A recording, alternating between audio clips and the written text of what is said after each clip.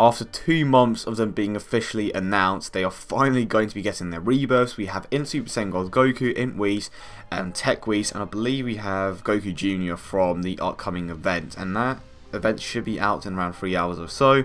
But I hope you guys are having a great day as always, and let me know which unit you're most excited for in particular, and of course I will be trying my very best to showcase them for you guys. So I'm super hyped for in Super Saiyan God Goku. Unfortunately I do not have the physical type. Let's go ahead and just have a quick look what they do, and shout out to the Dokkan subreddit as always. But let's go ahead and drop straight into it with INT Super Saiyan God Goku. His leader skill gives 2 key to INT and STR types, as well as a 50% attack and defensive boost. His passive skill gives him 80% attack and defensive boost when HP is 30% or above. His super attack causes supreme damage and lowers defense. His links are Dimension of God, Shocking Speed, Super Saiyan, Over in a Flash, Kamehameha, Saiyan Blood, and Shattering the Limit. So he is going to be using the medals from the Battle of Gods event, hence why he is going to be getting the Shattering the Limit Shattering the Limit link, and not the Fierce Battle link, which is a shame because I would have provided him with an additional 15% attack boost and obviously the units around him. But I think the thing that disappoints me the most is that they kept the restriction and they didn't increase his passive by that much. I believe that before it was a 70% attack and defensive boost, but now it's just a 10% increase, which again is a bit of a shame because I had high expectations for this guy. At least 90% would have been nice. And again, he does have that restriction, pardon me. So it is a shame that they didn't increase it by that much. I'm really hoping that they don't do the exact same for the I'm really hoping that they don't do the exact same for the STR and agility types. I'm hoping that they actually get a Dokkan, not a Rebirth. But maybe they realise that this Goku is beyond saving for whatever reason. Well, I still feel like he had a lot of potential. Obviously, he is very similar to the other ones. The only difference is that he had a defensive boost and he also had that restriction. But even so, I just really hope that you know, they don't shaft the other ones. It's not that he got shafted, he just had a lot more potential. But I will say that the art for this card is absolutely incredible. I love it. And I feel like I forgot someone, a physical Super Saiyan God Goku. Yeah, I'll definitely get him up in a few moments. His 12 key multiplier is 140%, so at least that part is good. He is going to be hitting pretty damn hard, so don't underestimate him, especially with enough ability system buffs. It's a shame that he isn't in type because his free ability is dodge. I mean, all in types is free ability is dodge, which is a shame. Hence why you most likely will require a few dupes to get the in type units to their best. But overall, I love the art. It's a shame that they didn't increase his passive by a bit more. But I will say that he is a decent unit. He links up well with Gogeta and of course LR Piccolo. I'm kind of disappointed, but in the overall grand scheme of things, I still think he's a decent unit. Let's move on to INT Whis. His leader skill gives a 3 key boost to int and physical types, as well as a 20% stats boost.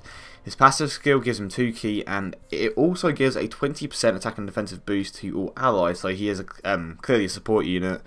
His super attack causes supreme damage and lowers attack. His links are Dimension of God, Calm Judgment, Gourmet, I believe that's Connoisseur on the global version, Gentleman, Shocking Speed, Shattering the Limit. So he still has the basic Whis links, but with Shattering the Limit added, which is the Rebirth link. So I don't necessarily know how to feel about this, but I may honestly consider running him if I ever pull him, just because support units are always a great addition to any team, and at the moment my in team is pretty damn good, but there are a few changes that I could potentially make, and Whis would be a decent option in there. I don't believe I have any. Actually, I do have in Bardock, so if I was to replace someone at the moment, it would probably be LR. Well, I don't have Piccolo LR at the moment, so I would most likely replace the Transcendent Ultra Rare Piccolo for this guy. I do value that no, it's not flat out defensive boost, it's a percentage boost a bit more, and of course he also gives that attack boost, and he lowers attack as well, so he does have a lot to him, which is great.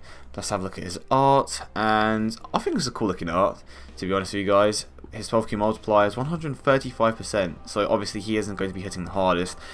His main ability is going to be able to give that 20% attack and defensive boost to all your allies, but keep in mind he does have a farmable super attack with the Hero Extermination event, and then you also have the physical super rare Whis, which you can also summon.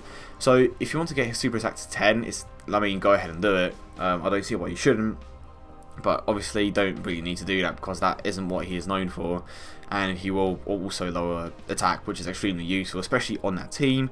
Let's move on to TEQ Whis. His leader skill gives a 2 key boost to agility, tech and STR types, and he also gives a 30% stat boost. His passive skill lowers attack by 20% to the attacked enemy, and he also has a high chance to stun attacked enemy. His super attack causes supreme damage and lowers attack. His links are Dimension of God, Calm Judgment, Gourmet, Gentleman, Shocking Speed and Shattering the Limit, so the exact same links as the INT Whis.